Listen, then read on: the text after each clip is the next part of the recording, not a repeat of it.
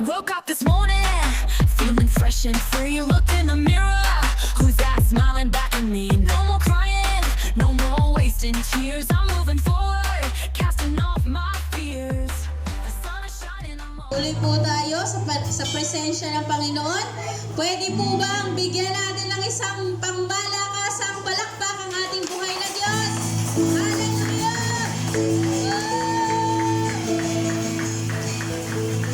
Praise Lord! We give you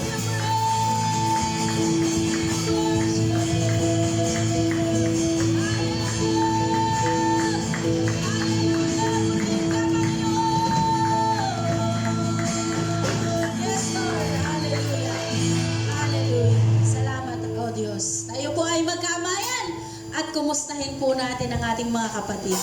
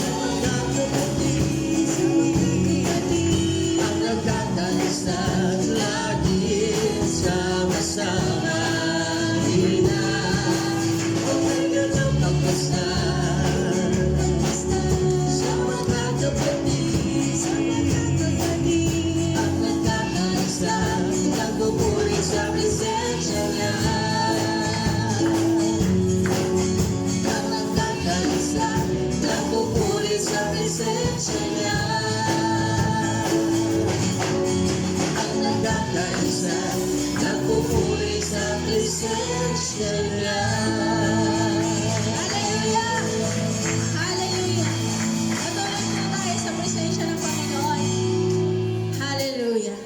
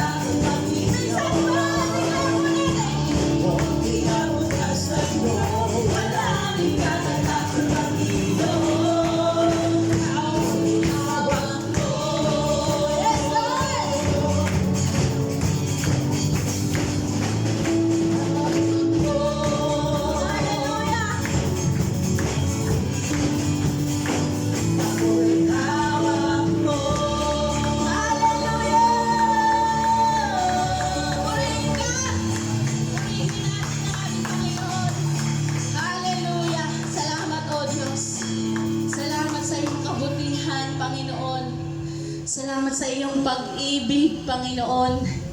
At tunay na karapat dapat ang papuri, ang karangalan, pagsamba at pagluwalhati sa iyo lamang aming nag-iisang Diyos. Hallelujah. Hallelujah, Jesus. We give you praises, Lord. Hallelujah. Patuloy po tayo sa presensya ng Panginoon. Shall we open up our mouths to the Lord? Itaas natin ang kanyang kabutihan sa pamamagitan ng ating mga labi. Hallelujah. Sapagkat tinanggap natin ang sukdulang biyaya ng kanyang pag-ibig. Hallelujah. Napakabuti ng ating Diyos. Hallelujah, Lord. You are worthy to be praised. And you are, hallelujah, you are everything, Panginoon, sa aming mga buhay. Pakinggan mo ang aming mga tinig, aming dakilang Diyos, na nagpupugay at nagpapasalamat sa iyong sukdulang biyaya, Panginoon. Hallelujah.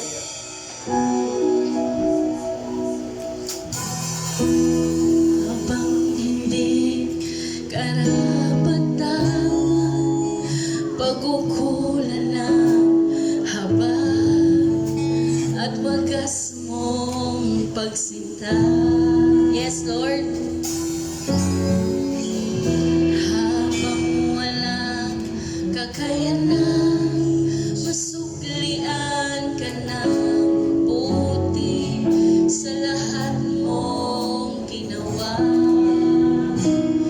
Niyakap mo ako sa aking karumihan. Inibig mo ako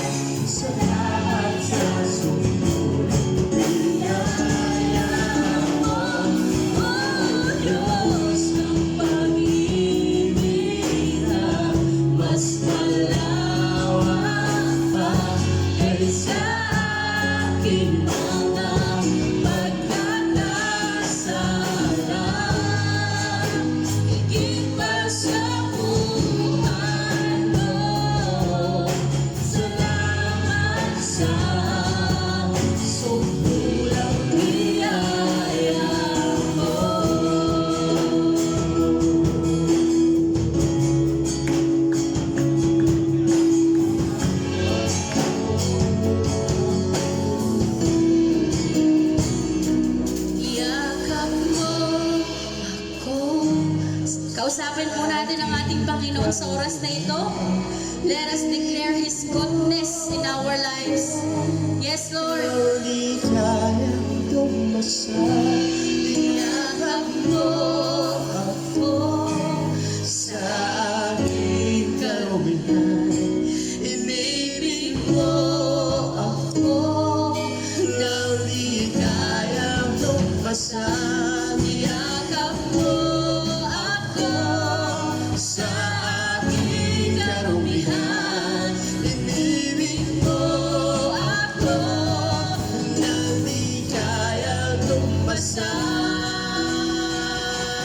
Oh Diyos ng kanyang Let us declare.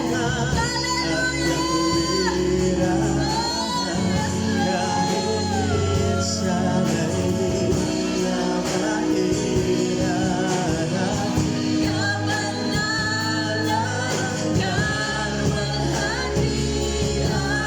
Salamat sa sundong biyaya mo, O Diyos ng pag-ibig na mas malawak pa kaysa aking mga pagkakasala.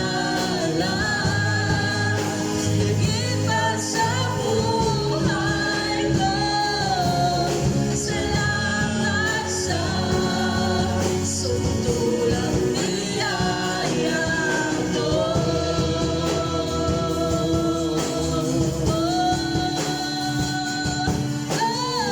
Yes, Lord. Let us worship the Lord.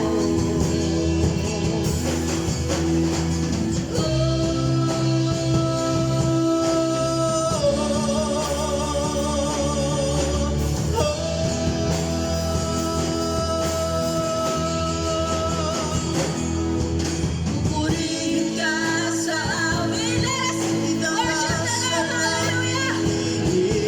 itatanghal sa buhay ko'y tanging ikaw, O Diyos.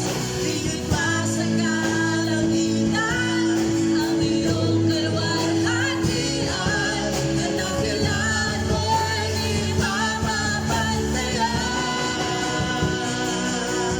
Pupurihin ka sa amin, itataas ang aking tinig, itatanghal sa buhay ko'y tanging ikaw, O Diyos. Higit pa sa kalangitan, ang iyong kaluwalhatian, kadakilan mo'y di mapapantayan. Jesus, sa'yo ang kamulian, Ibigay natin sa ating kaluwalhatian, sa'yo ang magpakailanman. Jesus, sa'yo ang karangalan, kapangyarihan, sa'yo ang magpakailanman. Jesus, sa'yo ang kapulihan, kaluwalhatian, sa'yo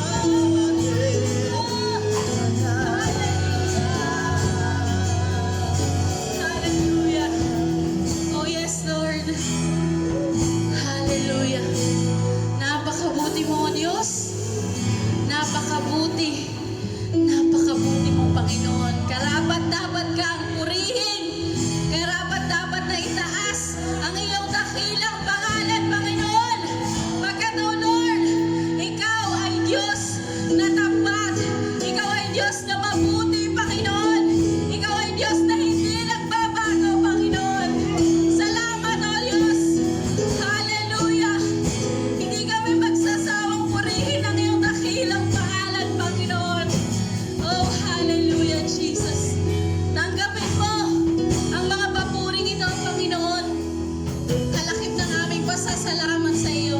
Hallelujah. Hallelujah. Let's continue in the presence of the Lord. Hallelujah. Hallelujah. Hallelujah, Jesus. Hallelujah. As we continue sa presensya ng Panginoon, tayo ay magbigay galang sa Kanya salita. Hallelujah. Sabi ng John chapter 15 verses 1 to 5, I am the true vine and my Father is the husbandman. Every branch in me that beareth not fruit, He taketh away, and every branch that beareth fruit, He forgetteth, and that it may bring forth more fruit. Now we are clean through the word of God, which I have spoken to you. Abide in me, and I in you, as the branch cannot bear fruit of itself, except it abide in the vine. No more can ye, except ye abide in me. Verse 5, I am the vine, ye are the branches. He that abideth in me, and I in him, the same bringeth forth much fruit. For without me, ye can do nothing. Hallelujah. We thank you, Lord, for your presence. We thank you for your word, Lord God. We thank you for the power of your word right now. We thank you that you send your Holy Spirit in the midst of us. Lord, let the peace, let your guidance, Lord, be with us, Lord God.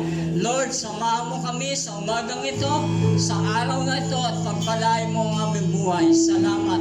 Sa iyo namin binabalik ang aming papuring pagsamba, ang aming pagluwalhati, ang aming buhay na karapat-dapat at may karampatang kaukulang pagpupuri sa iyo, Panginoon. Salamat po. Sa iyo ang papuri, sa iyo ang pasalamat. Ang lahat ng ito sa tanging pangalan ng aming Panginoong Jesus. Amen. Amen. And have we met? Have we shake our hands, the hands of our brothers and sisters, no? Kayo ba ay natatawa, nagagalak, nakikita natin ang ating mga kapatid every Sunday, no? Salamat at nakakapagpatuloy ang lahat sa ministeryo, sa gawain, sa paglilingkod. And hopefully, we are always blessed, no? Lagi tayong pagpalain ng Panginoon. Anyway, so I'm thankful for beloved senior pastor, no, na binigyan tayo ulit ng pagkakataon na makapagsalita. And doon sa kanyang kalagayan, medyo hindi inaasakit, inaalarma lagi siya ng ubo. Kaya mahirap laging sabihin yung gusto sabihin ng Panginoon. Pero sa biyaya ng Panginoon, talagang ginagamit ng Panginoon. Maraming itinlag ang Panginoon para hindi maputol, hindi mawala kung ano ang mensahe na gusto sabihin ng Panginoon. Amen ba doon? Amen. So, that's what meaning, walang ibang ibig sabihin yon, kundi ang pagmamahal ng Panginoon sa atin ay patuloy na dumadaloy. Every time that you heard something, a message that comes from the Lord, ay isang bagay lang ang naiisip dapat natin. Ay, salamat, mahal pala ako ng Lord. May mensahe sa akin lagi. No? Alam niyo ba yon? Na kahit sa inyong jowa, sa inyong relasyon, sa inyong asawa, di ba, pagka may na-receive kayo na message, di ba, excited buksan, excited basahin, excited talagang itatago hanggang sa kasilid-silid ng ating puso. Tama? No? Naalala ko, nagkukwento kami ng isang araw, yung kabataan mo hindi na-experience yung ganyan. Through chat na lang, nakaka-receive ng I love you, I miss you, di ba? And noong araw talagang ini-effort yan para magawa. Pupunta ng National Bookstore, hanap ng mga hallmark greetings card, birthday na, hanap ng ano. Talagang alam niyo, pag nahuli kayo, wala kayong maabutan doon sa bookstore ng card. No? Wala kayong maabutan na, ay nakuha ng lahat. Kasi yung mga estudyante nangunguna ron. Kasi yung mga bata, talagang yan, di ba? Yung iba sa tissue nung araw, sinusulat na lang. No? Ganun, di ba? Ay, yung mga message na yun, di ba? How we treasure, di ba? paano natin tinitreasure pag in love na in love tayo? Di ba? Pag mahal na mahal natin yung isang tao na nagsasabi na sa atin ng isang bagay, ay, mahal kita. Ay, alam mo naman, huwag mo pabayaan ang sarili mo, ha? Kumain ka 3 beses ang araw, uminom ka lagi ng vitamins, ano? Meron pa bang ganun? Meron pa ba nagpapaalala? Pastor, hindi mo yata ginagawa yan, ano? No? Parang ganun. So, minsan, dinidisregard natin yung mga bagay na, but napakahalaga nito sa mga recipients, ano, yung mga pinadadalhan natin ng message. The more that we have received a message, no, yung marami tayong natatanggap na mensahe mula kung kanino man, talagang, alam niyo po yun, ang biyaya ay nakikita natin na tayo ay lavish at minamahal ng mga taong nagsasabi ng gano'n. Kaya ba na? Amen? So, sabihin mo nga sa katabi mo, Jesus loves you. Jesus loves you. Ayan. And the more na narinig niya yan, ay talagang nararamdaman niya, mahal tayo ng Panginoon. Lahat, no? Walang exemptions, walang kung sino man, ay, hindi ako kabilang, hindi ako bilong, hindi ako kagaya nyo, no? Ay, mga mayayaman lang yan, ay, maganda lang ang suot niyan, no? Ang pagmamahal ng Panginoon kahit kanino yan. Lahat tayo minahal ng Panginoon sa kaparaanan ng kahit ano at sino ka. Amen? Diba? Kung i-elaborate yung sarili nyo, siguro sulatan tayo ng pinaka ano ako, pinaka ano ako. Lahat ng pinakamasamang bagay na isusulat, siguro paramihan na lang.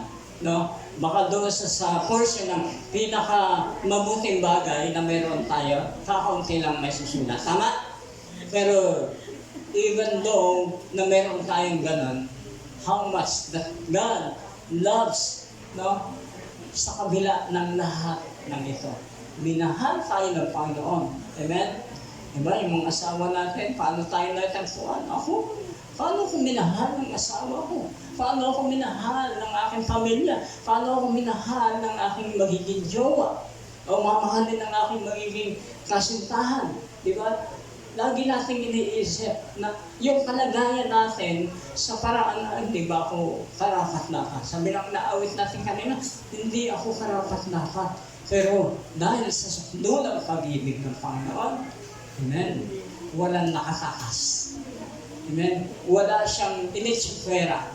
Wala siyang i-discriminate. Wala siyang ibinukod.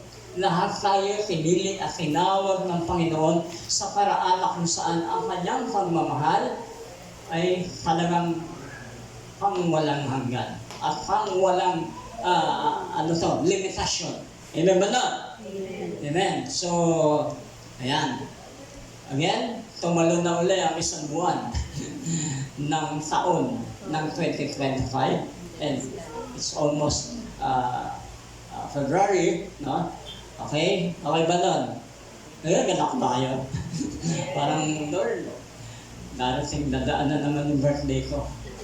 Counting another one, no? Another one na lang na naman tayo sa buhay, no? Tumatanda ang panahon pa. Amen. Praise God sa mga hindi tumatanda ang mukha. Amen.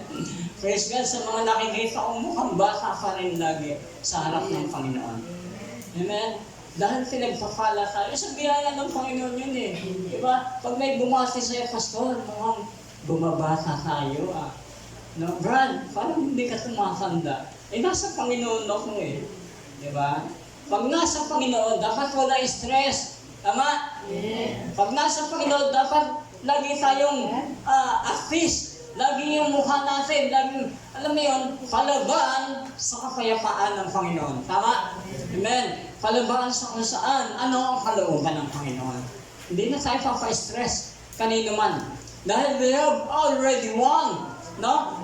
2,000 years ago, nanalo at nagtagumpay na tayo sa biyaya ng Panginoon. We have the victory, right? Amen? Meron na tayo, pinagtagumpay na tayo ng Panginoon sa buhay na ito. At wala na dapat. No? At sabi ng ating pinag-aralan last year, we demolish strongholds, We demolish arguments. Lagi ko itong sinasabi sa bawat isa. No? Pinagtagumpayan na natin yung mga strongholds na ito, dapat hindi na tayo papakali dito. We have all freedom. We are free now. Indeed. No? Pinalaya na tayo ng Panginoon at ang kasalukuyan, tayo ay nakikibaka. Tayo ay nakikipaglaban. Amen? At hindi na tayo paalitin kahit kanino. Tama? Amen. Sir, parang ano po yung hindi ba politika yung na somewhere in time na alipinin tayo ng China, alipinin tayo ng ibang bansa. Hindi po yan sinusukoy ko. Ang tunay na kaaway natin ay no? Sabi ng salita ng Panginoon, we wrestle not against flesh and blood, but we war against the power of darkness. Laging nandun. Lagi tayo nakikinig sa mga principalities. Ano yun? Yung mga naghaharing uri ng kadiliman. Sino yun? Ang kaaway. Lagi tayo dapat nakikibaka doon. Then, ang sarap na yung makapaglaban. Diba? Shoot, chak, chak, shoot. Diba? Ang sarap na yung makipagbatin. Barilan, Diba? Di ba, Pastor Fer, nung pumasok ka sa yung training, no? So, di ba, ang sarap gumarin, no? Ang sarap magdaro, ang sarap ng may tinamaan kaya ako, no? Parang gano'n. Gusto ko manalo, no? Ayan, laging gano'n. Laging yung gusto natin lagi sa panahon na yun ay, sa pagkakataon yun ay, lagi tayong manalo. How much more yung battle natin, no? Against sa kaaway. Lagi ba natin inaasam na manalo at magtagumpay tayo? Amen? Dapat ganon. So, as we continue, nandun pa rin po tayo sa series ng ating pag-aaral, yung sowing in the Spirit. Nandun na po tayo sa kategory na sowing in the Spirit. Amen? Pagtatanim sa Espiritu. No? Sa pamagitan ng Espiritu. Okay. So, andito po tayo as we drive nando sa chapter 15 verse 1 to 5 ng John. Yun po yung binasa ko kanina. Ulitin ko po, sabi doon, I am the vine and my Father is the husbandman. Every branch in me that beareth not fruit, he taketh away, and every branch that beareth fruit, he purgeth, and that it may bring forth more fruit. Now ye are clean through the word which I have spoken unto you. Abide in you, in me, and I in you. As the branch cannot bear fruit of itself, except it abide in the vine, no more can ye except ye abide in me. Ang sabi ng verse 5, I am the vine, ye are the branches. He that abideth in me, and I in him, the same bringeth forth much fruit, for without me, you can do nothing. Napakaganda po ng mensahe ng Panginoon sa talatang ito. Gusto ko pong maintindihan natin at himay-himayin ang talatang ito. No? Ay po ba ay handang makinig? Amen? Tapikin niyo po ang katabi natin. Handa akong makinig. Ayan. So, sa pagkakataong ito, again, fasten your seatbelt. And for just a minute, tayo ay lilipad na. No? Okay. So, number 1, so verse 1, pag-aralan natin, I am the true vine and my Father is the husbandman.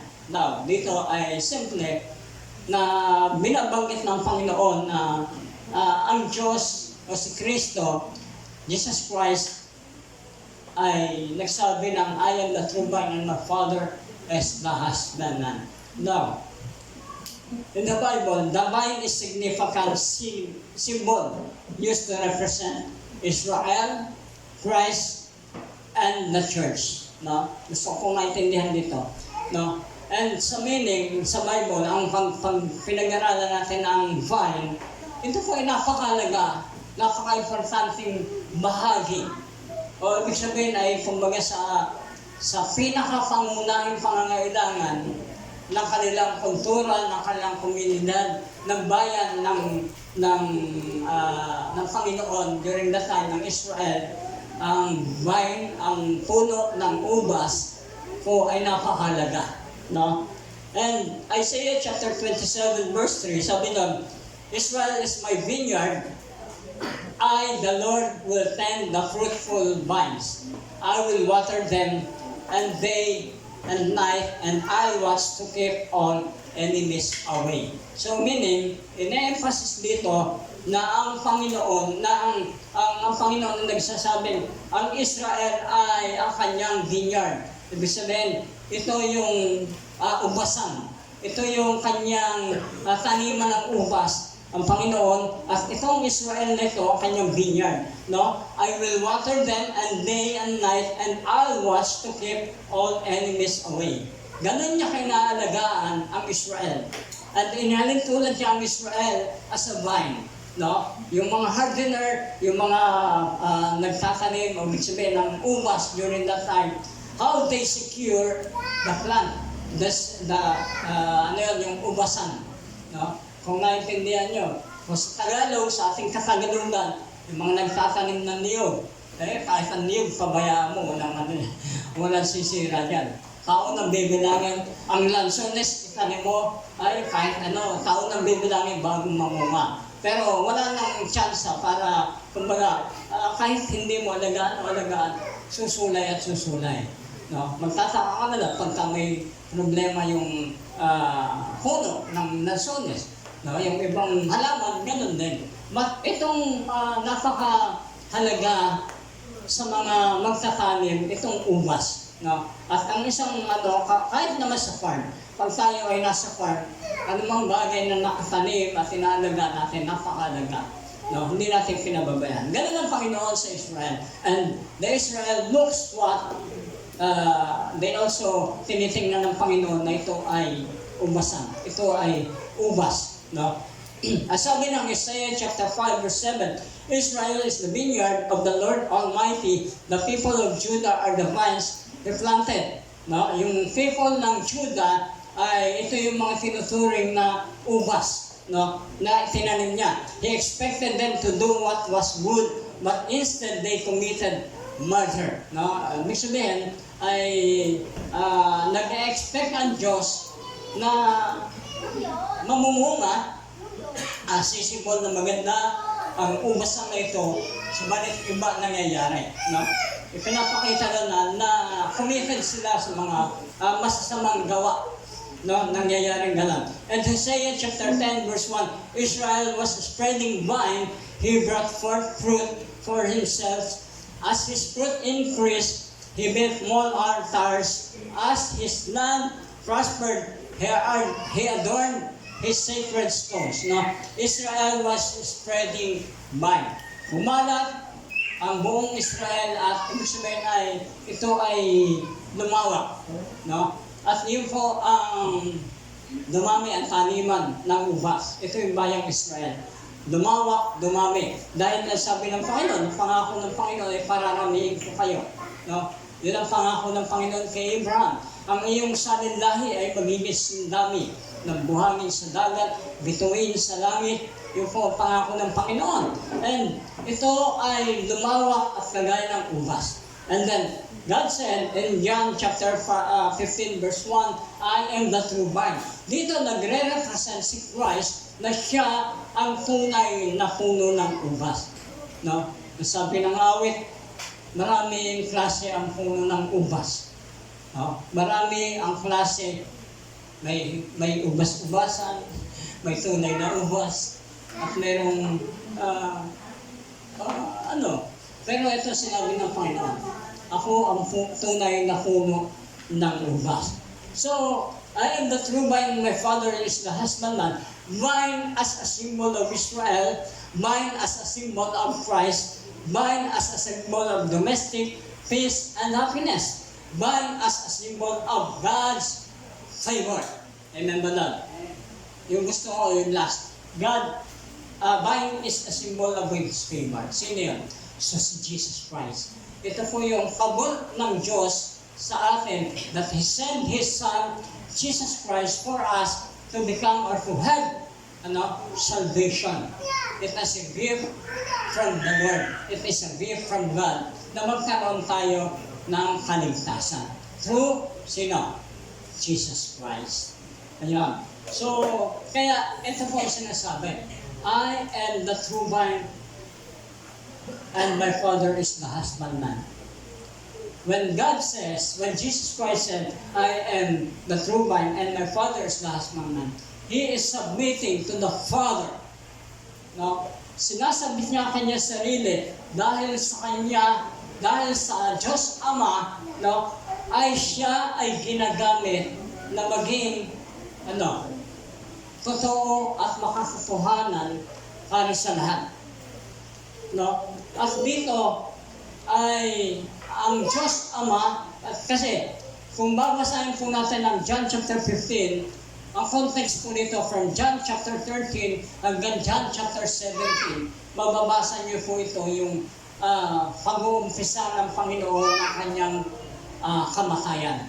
Na siya ay malapit ng ipako sa krus, na siya ay aakyat sa langit, at siya ay muling mabubuhay sa ikatlong araw after ng kanyang pagkapako at kamatayan.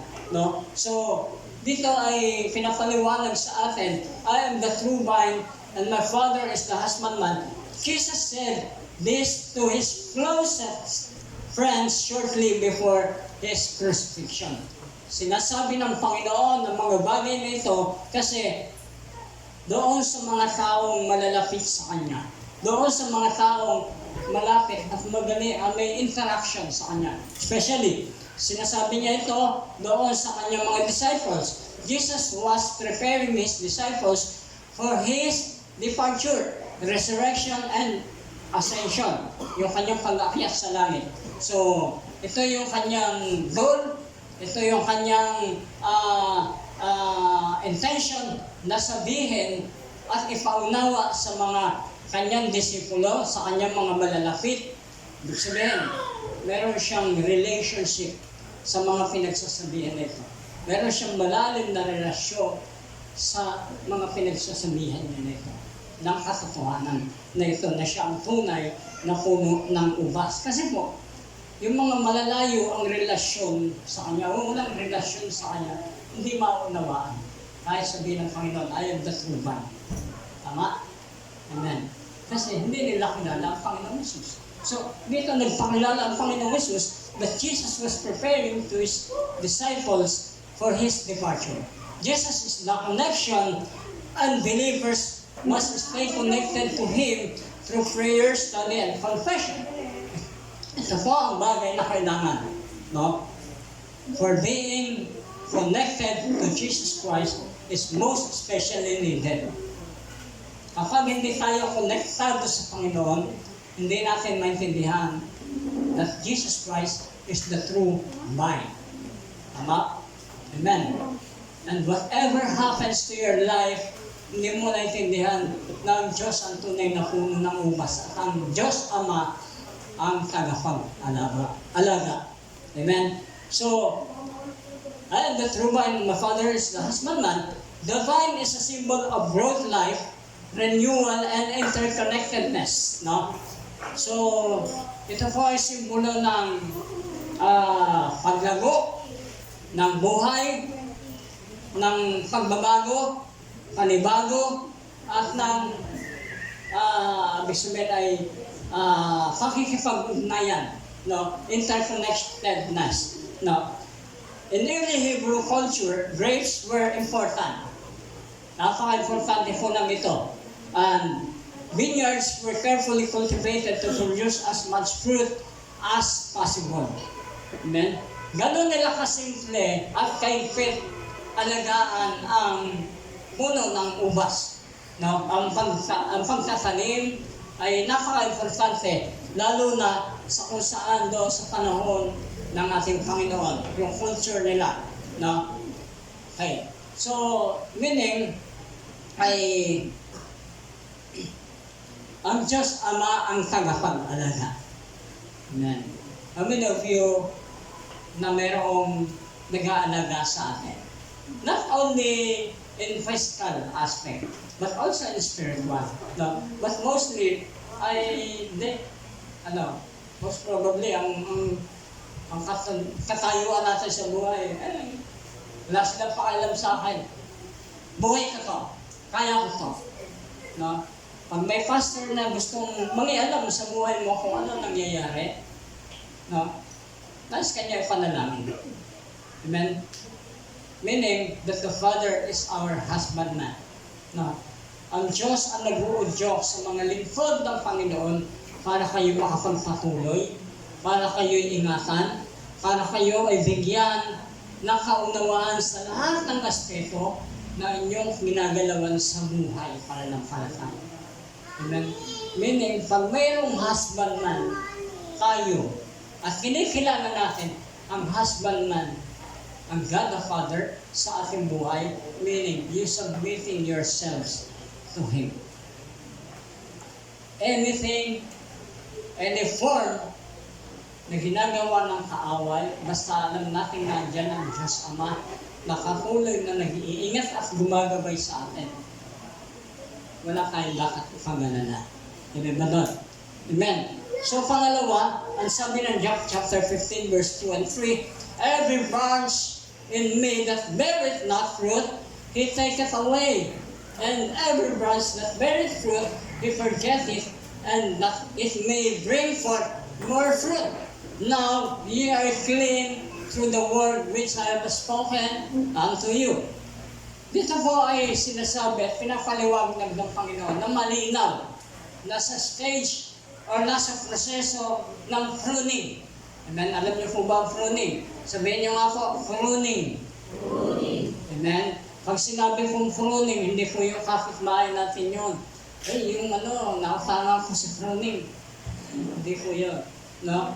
Pruning means it is the selective removal of plant parts to improve their health and appearance. No? Napaka ng pruning, pag sinabi yung term na pruning.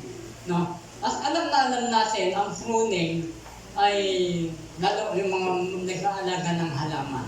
Diba? When we say pruning, talagang tingnan niyo ang mga halamanan ng mga nag-aalaga ng ito. No? Pag nakita niyo may tuyong dahon, no? Maring sa percentage ng nalalaman niyo sa pruning, baka bumagsak ng maraming tuyong dahon ang nalalanta at maraming hindi nagiging sariwang dahon doon sa halamanan ng isang maghahalaman. Kung kayo ay nasa kategori na mataas ang standard ng inyong paghahalaman, no? Marunong at may alam sa paghahalaman. So, ganun. Meaning, yung pruning is a selective removal of plant parts to improve their health and appearance. So, sabi doon, every branch that beareth not fruit, He taketh away. In terms of spiritual, na pinag-uusapan po natin, sowing in spirit, no? Ang hindi po namumunga, nasabi yan, every branch that in me, kasi po pinaliwanag ng Panginoon that we are need to be connected. No? Kailangan tayo connected. At kapag hindi po tayo connected sa ating Panginoon, hindi tayo tatawag na sa Panginoon tayo. Tama? Ang unang-una, kailangan magkaroon tayo ng connection sa Panginoon. And how come, paano tayo magkakaroon ng connection? Amen? You must be born again. You must accept Christ as your personal Lord and Savior. Yun po ang kailangan. And no one can be connected even kung hindi niya tatanggapin si Kristo sa kanyang buhay. Ay, Pastor, hindi naman po ako nakakalimot eh. Pero ang tanong, na-born again ka ba? Tinanggap mo ba si Christ? No? Marami pong Kristiyano, marami mananampalataya ang sinasabi ganun. Hindi ako nakakalimot, kumikilala ka rin ako sa Diyos. Pero they are no longer connected to Christ. Check. Check our hearts. Are we longer connected right now? Connected pa ba tayo sa Panginoon?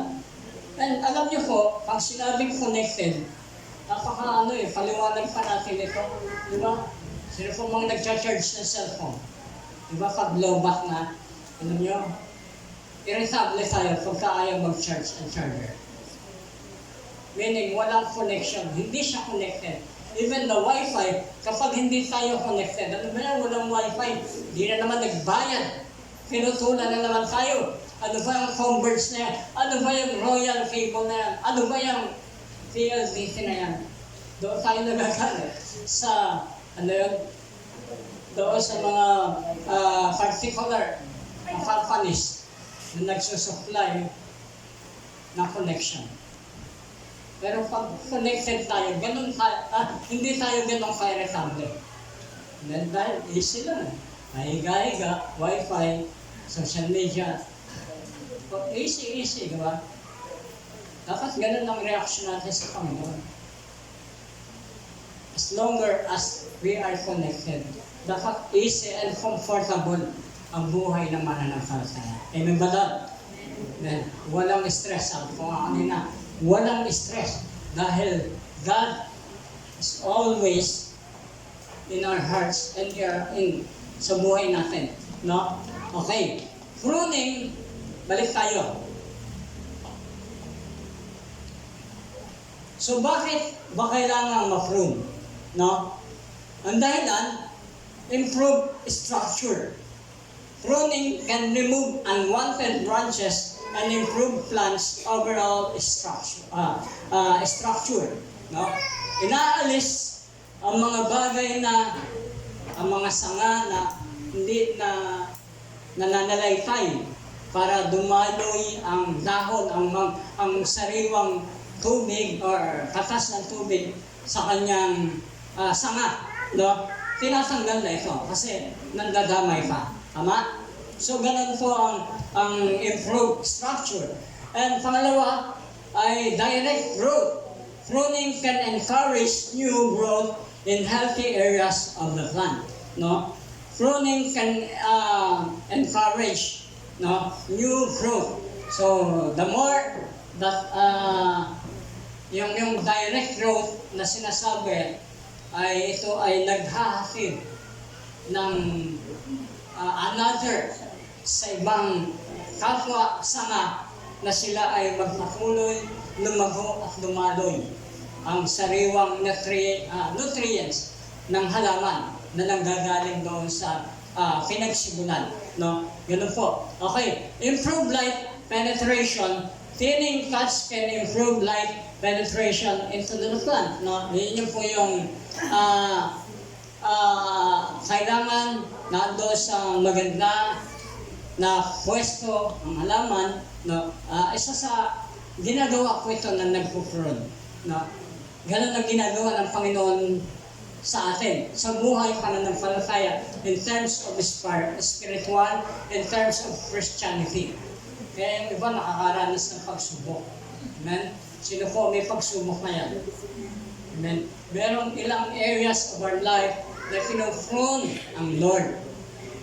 Amen? Kaya tanggapin po natin ito.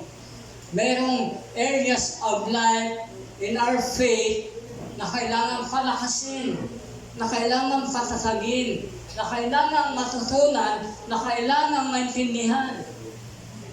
Amen? Ang mahirap po minsan, alam niyo, sabi nga natin, lagi, magpuri tayo sa Panginoon kahit lagi may pagsubok. Laging ganyan ng hamon di ba? So, alam mo paano ako magpupuri? May pinagdadaanan po ako, laging ganun. No? Yun po ang ating sitwasyon. But hindi po natin alam, minsan, yung pruning na yun, ito pala ang sinasabi at ginagawa ng Panginoon sa atin. Amen? Improved structure, direct growth, improved flight penetration, and improved fruit and flower production. No? Minsan, baka hindi po tayo nagbubunga. Or baka may bagay na kailangan pitasin sa ating buhay,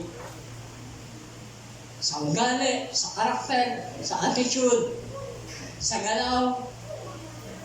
No? Baka kailangan mayroong pitasin sa ating bunga, sa ating buhay, para lang maintindihan natin na God in the process of pruning for us. Nando siya sa proseso lagi na tayo ay pinufrun. Amen po ba? Naintindihan niyo po? Amen? So, why does God prune us? To remove what's dead or dying. No? Ano yung mga nangantutuyo? Ano yung mga walang silbi? Ano yung mga bagay na kung saan sa iyong sarili ay hindi mo na pinakikinabangan, aalisin ng Diyos yan. Handa po kaya? Handa po ba kayo? Parang hindi. Pastor, ayokong iwan ko. Mahalaga sa atin to kahit tuyo na. May ano to, may value. Binavalue ko to eh. May sentimental value. Hindi po. No? Alam niyo, sa ibang bansa, sabi nila, ay pag ang isang gamit, nagamit na nila ng 1 year, 2 years, or ano man ito, sasakyan man ito, alam niyo po, pag nanuma, hindi na nila iniintindi. Wala sentimental value yan.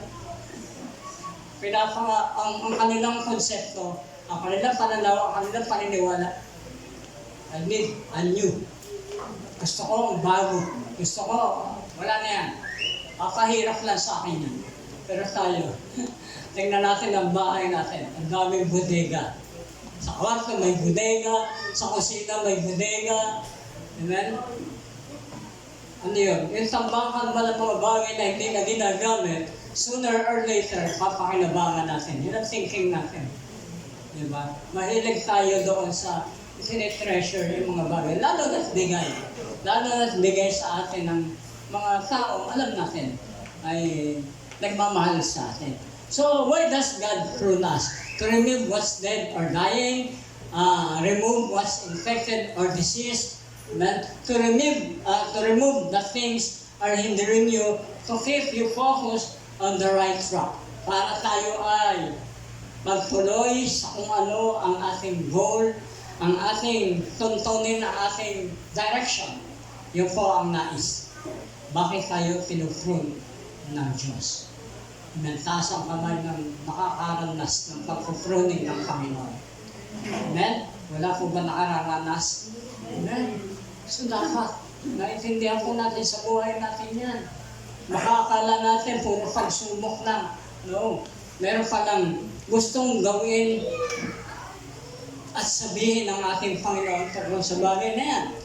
And Colossians chapter 1 verse 9 to 10, as sabi po dyan, for this cause, we also since the day we heard it, do not cease to pray for you, sabi po ni Paul, and to desire that ye might be filled with the knowledge of His will and all His wisdom and spiritual understanding, that ye might walk worthy of the Lord unto all pleasing, being fruitful in every good work and increasing in the knowledge of God. No? Ito po yung level ng ating pananampalataya sa Panginoon. Dapat naandun tayo sa stage na nag-i-increase ang level, ang steps level of our faith. Hindi pa bagsak, hindi pa baba. Amen? So that ye might walk worthy of the Lord. Walang karapat-dapat sa harapan ng Panginoon, pero nice ng Diyos na tayo maging dapat. Kailangan natin gawin. Sabi ng iba, no one can please. Hindi natin pwedeng i-please ang sino man sa buhay o sa aspeto na meron tayo. Tanggalin na po natin yung ganong kaisipan. Mali po yun. Ano po ang sabi ng Panginoon? Maring yun ay nakaset na sa kanila. May standard tayo kanya-kanya eh. Ano? Kapag nakita nila na hindi tayo doon sa tinatayuan nating standard, na iba ang standard natin sa kanyang ginagalawan, kanyang ginagampanan bilang Kristiyano, parang hindi tayo ma-please, tama? Hindi natin naunawaan yun. But if ever na isang Kristiyano, he will stand that he might walk worthy of the Lord. Amen? Hindi po natin pwedeng i-please ang sinuman. Ang Panginoon lamang po, ang pilit natin dapat i-please sa lahat ng aspeto ng ating buhay. May nakakakita man, wala man nakakakita, dapat ginagawa natin. As we walk through by faith, as we walk in the light, no? As we submit our life to Christ. Okay? So, being fruitful in every good work. Laging nagbubunga ang buhay na kung saan gumagawa tayo ng mabuti. Ang bunga po nito ay paggawa ng mabuti. Nabanggit ko last time, ang paggawa ng mabuti ay hindi intentional para lang tayo ay mapapasok sa kaharian ng Panginoon. Ang paggawa ng mabuti ay bunga ng pananampalataya natin sa ating Panginoon na siya ay nabuhay, na siya ay namatay at muling nabuhay sa krus ng Kalbaryo, umakyat sa langit at muling babalik. Yun po ang bunga kung bakit tayo gumagawa ng mabuti. Hindi po intentional ay kailangan gawin ko ito para akong maligtas. No? Dahil ang mga gumagawa ng mabuti, sa kanilang pananaw, ito ang daan ng kaligtasan. Ay, wala pala akong relasyon sa Panginoon. Kahit wala silang relasyon sa Panginoon, pilit nilang gagawin ang mabuting bagay. Bakit? Gusto nila kasi, sa akala nila ito ang daan ng kaligtasan. Hindi po yun. So, in fact, ang katotohanan po nagsasabi na ang salita ng Panginoon na bumuhay at naglagay sa ating buhay, siya po ang magpupusa na para tayo makagawa ng mabuting bagay. At ito nagiging resulta ng meron tayong relasyon, konektado tayo sa Panginoon, at meron tayong ugnayan sa ating Diyos na buhay. Okay? And then, sabi po ng chapter 15, verse 4 and 5, ito po yung last verse, Abide in me and I in you, as the branch cannot bear fruit of itself, except it abide in the vine, no more can ye except ye abide in me. I am the vine, ye are the branches, he that abideth in me, and I in him, the same bringeth forth much fruit, for without me ye can do nothing. Dito po, kanina, pruning, dito ay sinasabi, abiding. Abiding in refers to living or remaining in Christ, or being in a close relationship with God. It is positioned to all true believers and is synonymous with, no? Maraming kalugan, yung nag-aabide or abiding in, no? Pag sinabing abiding in, ay talagang ito po ay concept na we are being, no? Hindi po ito concept na kung saan needed or kailangang maging, no? Dapat ay ang concept po ng abide in the Lord ay dapat tayo ay naandun, tayo ay connected, na tayo ay naibig, kumbaga sa damit, ito ay ibinihis na natin at hindi na natin pwedeng hubarin ang sinabing abide, no? Mananatili tayo. Hindi pwedeng ngayong oras na yun na ito, hindi pwedeng mamaya, hindi pwedeng pagkatapos ng mga bagay na ito, saka lang. Ang pananatili po ay long term. Tama? Amen. Ang pananatili po ay pang walang hangganan. At dapat, ang hinihingi ng Panginoon dito ay manatili kayo at ako'y mananatili sa inyo. Manatili kayo sa akin, sabi ni Jesus, at ako ay mananatili sa inyo. Amen. Minsan po ay ang daming questions sa buhay natin. Tinatanong natin, Lord, ba't na gano'n? No?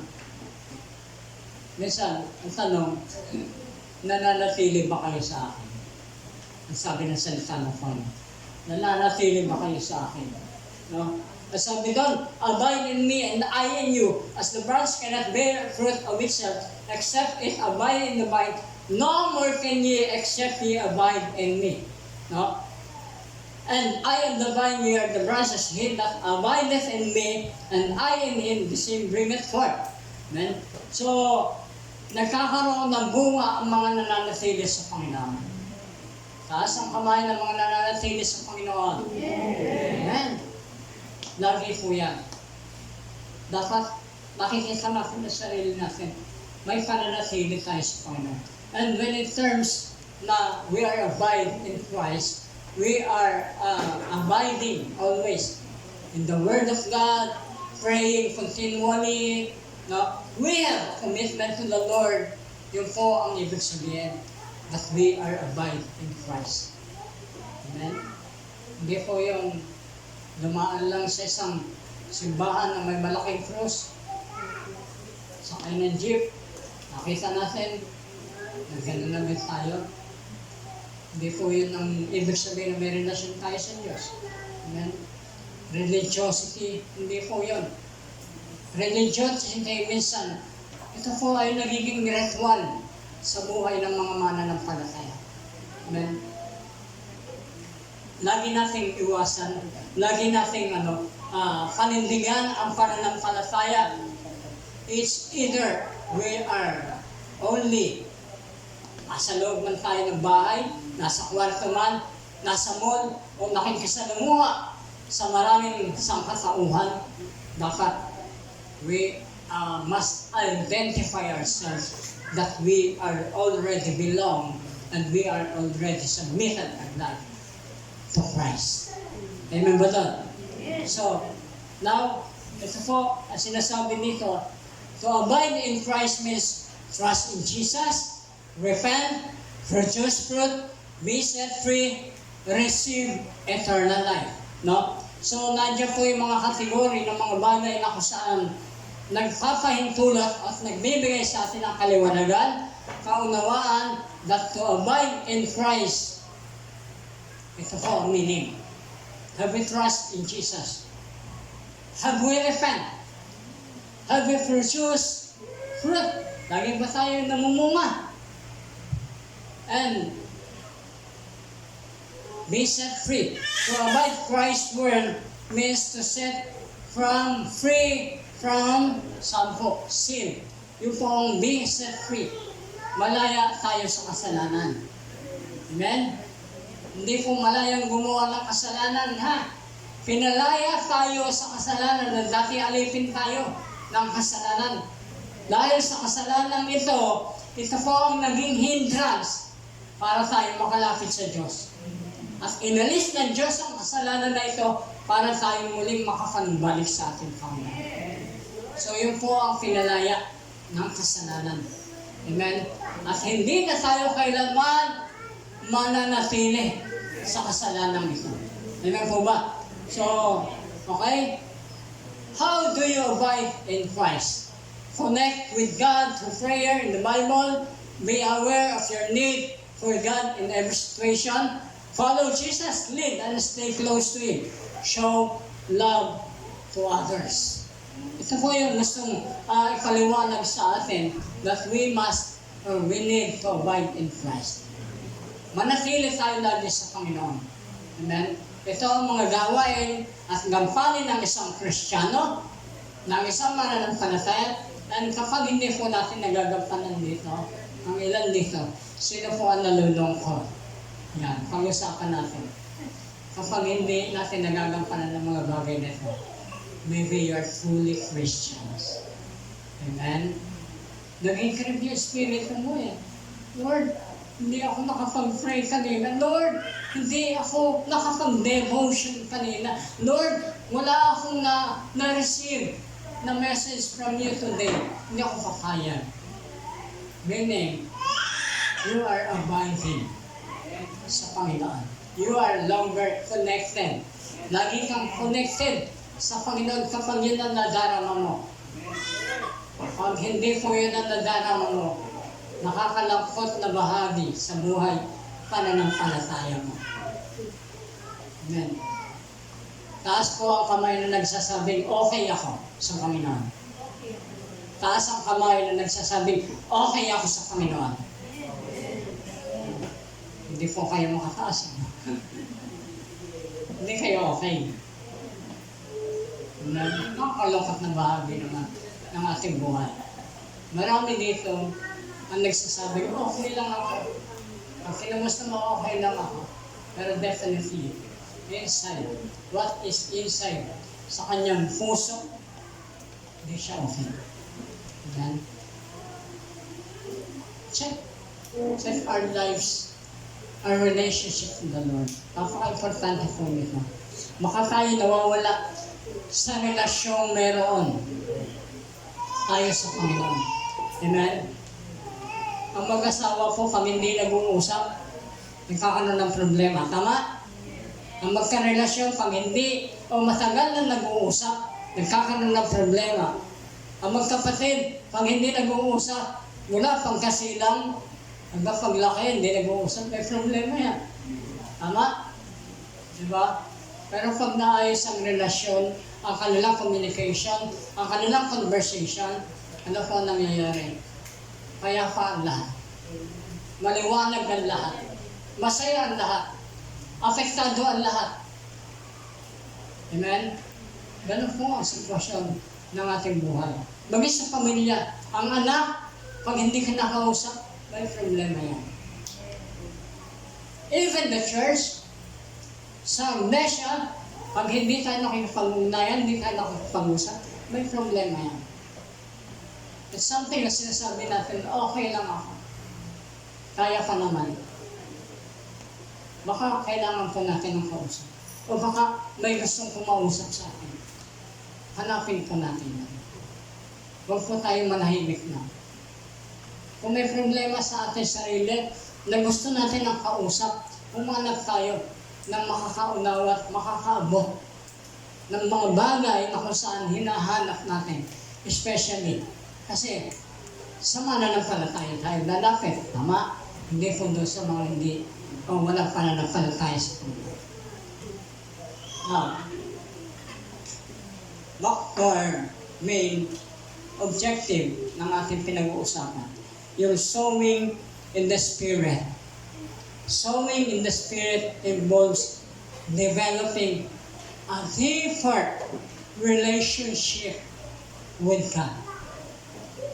Sowing in the Spirit involves developing a deeper relationship with God. Papunta po ba tayo doon? Sa pinakamalalim na relasyon na meron tayo sa Panginoon. Or limitado lang tayo. Hanggang dito lang ako. Pagkatapos nito, doon lang ako. Ito lang kakayanan ng aking buhay. Ito lang kakayanan ko na kayang gawin. Ang sabi po ng Psalms 126 verse 5, they that sow in tears shall reap in joy. Amen. Sino po ang nagtatanim ng pagluha sa Panginoon? Amen. Hindi po ito yung paghihirap ng buhay na sinasabi, ay okay lang yan. Diba napag-aralan natin sa Matthew chapter 5, blessed, yung mga blessed na people, no? Pero dito, they that sow in tears, no?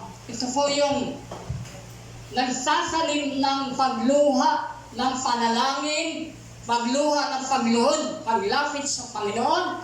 Ito yung nagtatanim ng relasyon sa ating Panginoon na may adhikain, may advokasya, mayroong pananabik na gawin lagi na mayroon siyang relasyon sa ating Panginoon. Ano po ang sabi? Shall reap in joy. Hindi po dishwashing liquid yan. Hindi po yung tinitinda ni Sterlioni na panghugas, panglinis. Hindi po yun. Ang aanihin daw po natin ay kagalakan. Kaya, kapag umaawit, sumasamba, may pagpupulis sa Panginoon, huwag natin pakawalan huwag natin tigilin ang ating luha. Gawin natin lumuha sa Panginoon. Napakasarap umiyak lagi sa Panginoon. Hindi na po ba? Napakasarap. Kasi yung bawat luha, bawat patang ng luha, naka-record yan sa langit. Amen? Ipapakita ng Diyos, ito ang iyong luha. Isang botelya. Ito ang iyong luha. Isang bote ng mantika. Ito ang iyong luha. Isang balde. Ilang luha na ang iniyak mo sa Panginoon. Amen? Kaya, huwag po kayong manghinayang sa mga luha na yan na ginagawa natin. Dahil mag-aani tayo ng kaganahan sa Panginoon. Hindi po ba? Amen! Palakpakan natin ang Panginoon. Ang pangako ng Diyos sa ating pagtotoo at lunas. Ang pangako ng Panginoon sa atin na hindi magbabago kahit kailan. Ang pag-aani natin ng buhay na kung ano ang ipinangako ng Panginoon kapag tinugon at ginampanan at ginawa natin ang panuntunan ng Panginoon. May kaakibat na pag-aani at naniniwala ako ang lahat ng bagay, amen, ay mabuti at magiging mabuti at ganap mula sa ating Panginoon. Tayong lahat muli ay tumayo sa ating Panginoon. Sa pagkakataon ito, amen. Tayo po ay malayang lumapit sa ating Panginoon. Tayo ay dapat laging handa na tumutugod at laging hamon sa atin na tayo manatili sa presensya ng Panginoon na kung saan nilalahad sa atin. May pruning, abay. May struggles, abay. Merong persecution, manatili lang tayo. Ang pangako ng Panginoon, pag ginawa mo pagluha sa Panginoon yan, iniyak mo sa Panginoon, niwala akong pagalakan ng ating aanihin sa buhay na meron tayo. Amen? As we go on sa pagpapatuloy natin, I encourage everyone. Amen? We must kailangan tayong mag-sow in the Spirit. Kailangan dalhin natin ang ating buhay na nagtatanim tayo spiritually sa buhay na ito. I hope, sino po rin sa nakakaranas, sinasabi niya, okay lang ako, pero definitely hindi okay. Pwede ko lumapit din, so not. And I pray. Sino po nagsasabi rito na ayoko na, stuck na ako, hindi ko na kaya. Pwede po lumapit din sa man para may panalangin. Sino po nagsasabi na talagang wala nang pag-asa sa kanyang buhay. The Lord gives us always hope. Pwede po lumapit dito sa Hallelujah.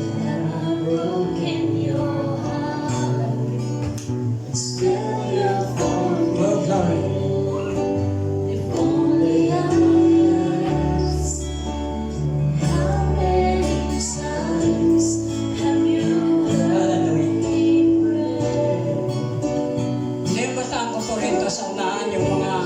Kabataan din, lalo na yung mga officers ng kabataan, magiging mga leaders na naririto, leaders sa mga ministry, may gustong gawin ng Panginoon sa oras niyo. Hindi na ka po nangungusap sa akin ng Diyos. From the start ng gawain, I know that God is working, still working. Daya ko po mga kabataan, mga gusto maglingkod in terms of hindi sila nagkakaroon ng kalayaan. Hindi nila maintindihan kung anong damdamin sa Panginoon. Sinasabing okay, pero hindi naman pala okay.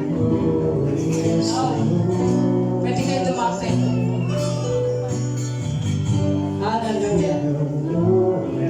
Oh, glory. Ang pag-ibig ng Diyos ay tapat at totoo sa atin. Ang pag-ibig ng Diyos ay tunay at wagas.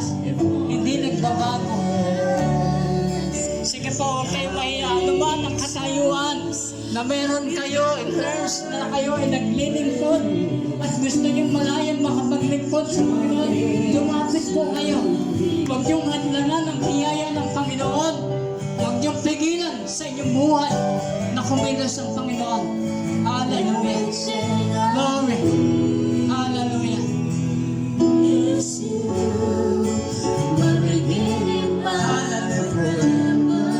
Yes, Lord.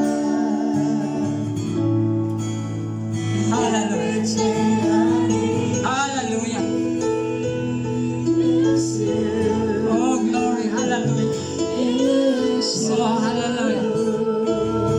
Hallelujah. Ang Diyos ay nag-uusap sa ating lahat. May gusto sabihin personally ang Panginoon. We are not personally okay, but we can pretend sa mga tao nakakakita, nakaalam visibly na tayo ay okay. Pero ang Panginoon lamang ang nakaalam ng mga bagay na ito. The Lord is speaking to me right this morning.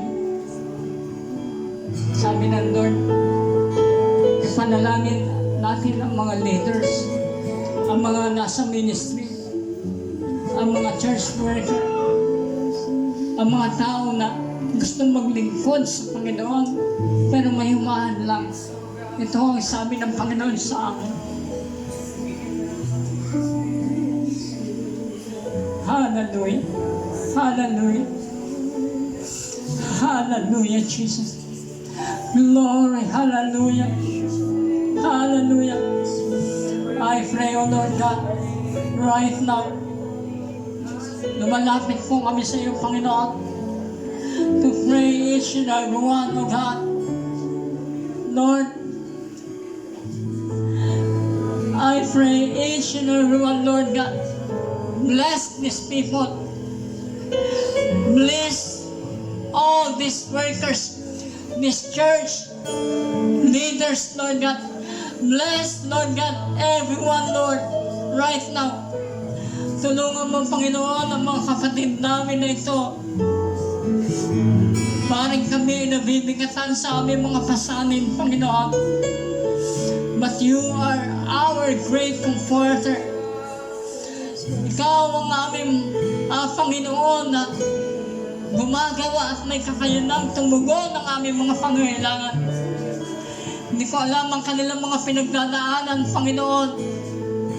But Lord, I pray right now, God, that in your presence, Lord God, by the work of your Holy Spirit right now, I pray, Lord God, ilagi mo sa kanilang mga puso, ibigay mo sa kanilang buhay, Panginoon, ang paraan ng kanilang kagustuhan na ikaw ay mabigyan ng kaluguran at kapunihan, Panginoon. Ama, nilalapit ko sa iyo ang iglesia na ito, Panginoon, ang mga kapatiran na ito, Panginoon, na nagsilapit sa unahang ito, maging ang mga nagtataas ng kanilang kamay, Panginoon. Right now, I pray, Lord God, Lord, I pray and I declare freedom. I declare, Lord God, I declare blessings, oh God. I declare enthusiastic, Lord God. I declare, Lord God, yung paglilingkod na ikaw, Panginoon, na magpupulo ng biyaya, ng kasapatan, ng kasiyahan, ng kagalakan sa kanilang buhay, Panginoon.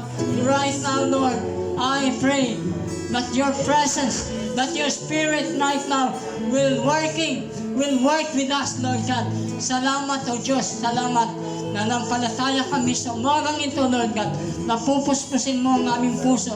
At itong buhay na aming dinagdaanan, ginagalawan, Panginoon, anumang nag-i-stumble, anumang bagay na naghahadlang, sa pangalan ni Jesus, niyuyurakan namin, walang karapatan ang gawa ng kaaway. Sa pangalan ni Jesus, kami ay pinagtagumpay mula, Panginoon. Salamat po. Salamat sa iyo muli ang aming papuri, Sa iyo ang aming pagsamba, Panginoon. Salamat sa mga buhay na nagtaas at lumapit sa iyong harapan. Salamat, Panginoon. Salamat. Hallelujah, hallelujah. Sama-sama natin awitin sa Panginoon. Everything I need, oh God. Hallelujah. Glory. Hallelujah. Hallelujah. Glory. Is you, my beginning, my forever. Hallelujah. Everything I need is you, is you.